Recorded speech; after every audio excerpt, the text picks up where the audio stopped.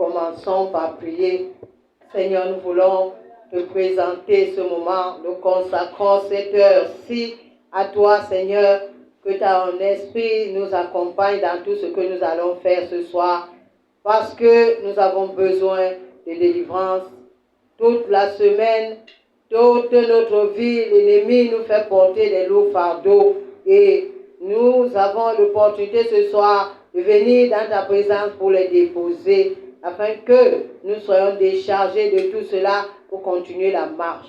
Alors que ton esprit, Seigneur, nous fortifie, que ton esprit agisse et que ton nom, Seigneur, soit glorifié, pour que lorsque nous allons partir de ce lieu, nous ne soyons plus les mêmes. Reçois la gloire et l'honneur au nom puissant de Jésus-Christ.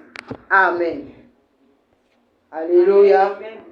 Ce soir, nous parlons sur un thème qui dit « Stop à la mort de nos jeunes ». Stop à la mort de nos jeunes. Alléluia. Nous allons lire sur Luc 7, le verset 11 à 17. Alors, avant de lire la parole de Dieu,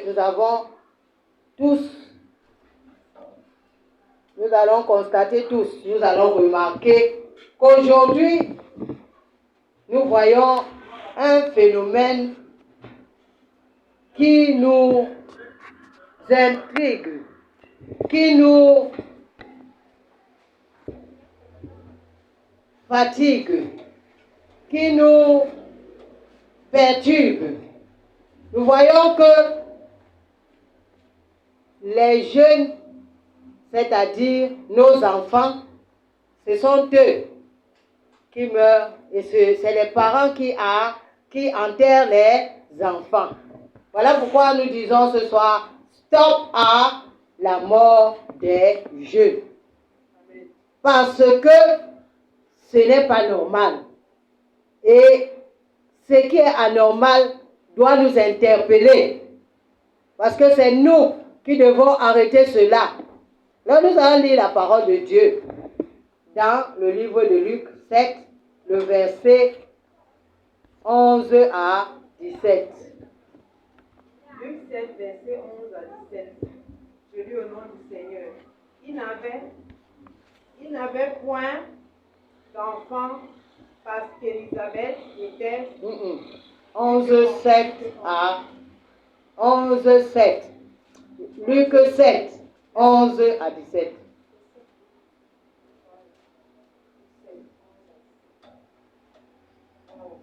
Luc 7, 11 à 17, je lis au nom du Seigneur. Le jour suivant, Jésus alla dans une ville appelée Naïs. Ses disciples et une grande foule faisaient route avec lui. Lorsqu'il fut près de la porte de la ville, voici, on portait en terre un mort, fils unique de sa mère, qui était veuve, et il y avait avec elle beaucoup de gens de la ville. Le Seigneur, l'ayant vue, fut ému de compassion pour elle et lui dit, ne pleure pas. Il s'approcha et toucha le cercueil. Ceux qui le portaient s'arrêtèrent. Il dit, jeune femme, je te dis, lève-toi. Et le mort s'assit et se mit à parler. Jésus le rendit à sa mère. Tous furent saisis de crainte et ils glorifiaient Dieu, disant, un jour, un grand prophète a paru parmi nous et Dieu a visité son peuple. Cette parole sur Jésus se répandit dans toute la Judée et dans tout le pays d'alentour. Amen. Amen. Donc voilà une histoire de la Bible où nous voyons une veuve qui a un seul enfant. Elle a eu un seul enfant. Son mari est mort et elle a eu un seul enfant et elle est déjà vieille. Donc elle ne peut plus faire un autre enfant. On dit que c'est le seul fils qu'elle a eu. Mais ce fils est mort. Et elle doit l'enterrer. Si elle enterre donc ce fils, qui va l'enterrer?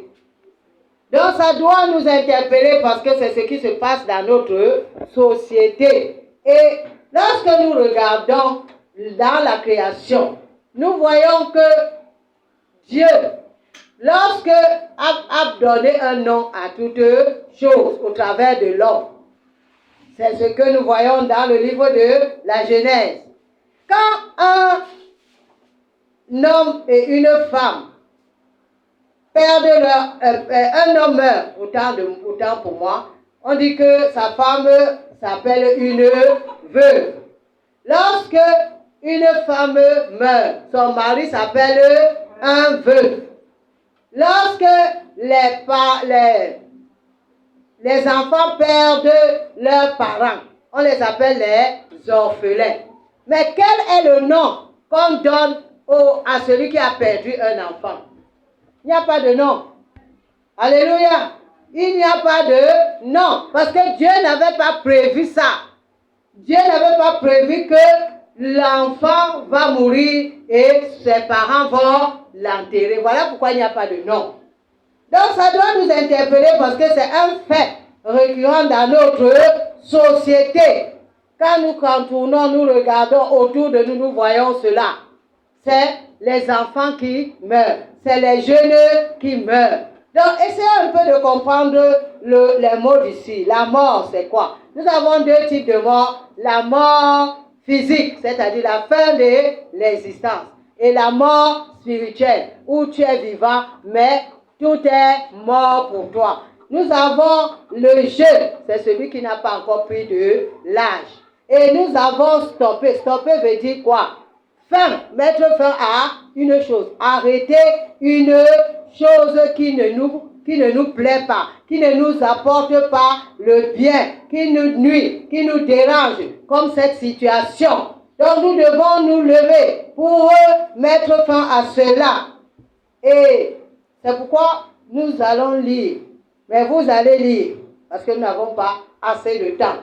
Nous allons lire dans 2 Samuel 12, le verset 15 à 23. Dans cette histoire, 2 Samuel 12, le verset 15 à 23.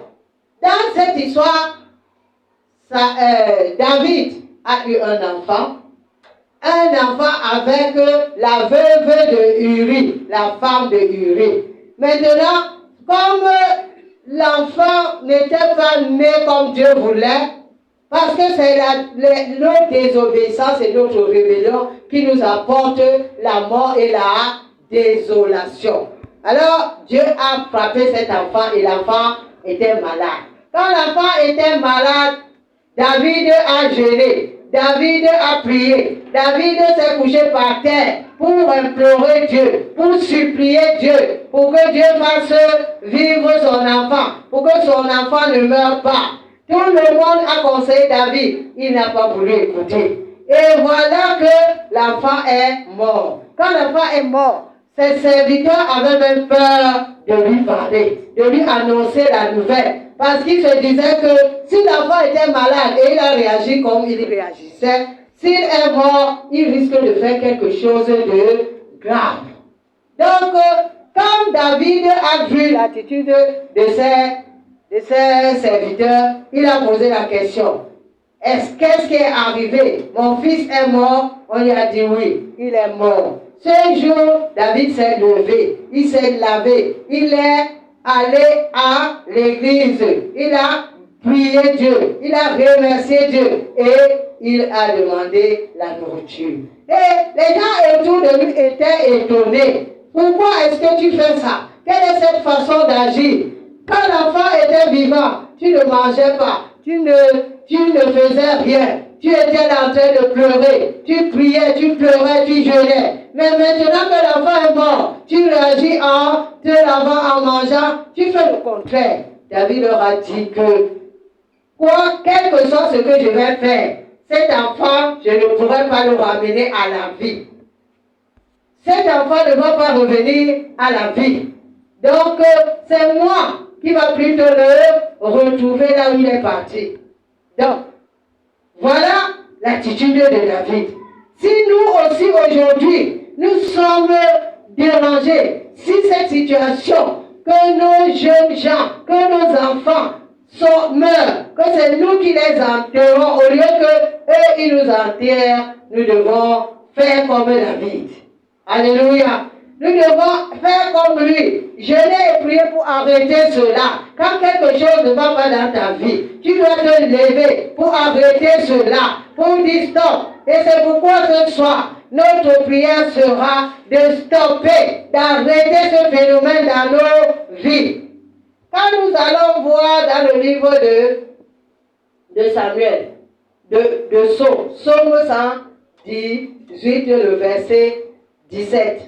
Psaume 118, le verset 17 nous dit que quoi? Je ne mourrai pas, je vivrai et j'accomplirai les desseins éternels. Bien-aimés, nous avons ce qui fait que nos jeunes gens meurent. Ce qui fait que c'est la stratégie du diable. Ça ne vient pas de Dieu. Et le diable nous arrête par nos désobéissances, nos rébellions, pour nous apporter la désolation, pour nous apporter le trouble, pour nous apporter la tristesse. Donc, bien aimés, nous devons réagir. Nous devons réagir pour mettre fin à cela. Nous devons réagir pour déclarer que c'est fini. Je vivrai et j'accomplirai les desseins de Dieu. Je vivrai, moi et mes enfants, moi et mes petits enfants. Nous allons glorifier le Seigneur. Voilà ce que nous devons prendre. Nous devons être radicaux pour que ces choses-là que le diable prend pour nous attrister, que le diable utilise, les stratégies du diable, que nous les arrêtons sur nous, sur notre famille, au nom puissant de Jésus. Donc voilà, bien-aimés, ce que nous allons faire, ce que nous devons faire au lieu de rester comme ça. Toi qui m'écoutes, c'est le temps de se lever comme David s'est levé. Il a supplié Dieu dans le jeûne et la prière. Et tu vas arrêter, tu vas stopper la mort de nos jeunes gens au nom puissant de Jésus. Amen.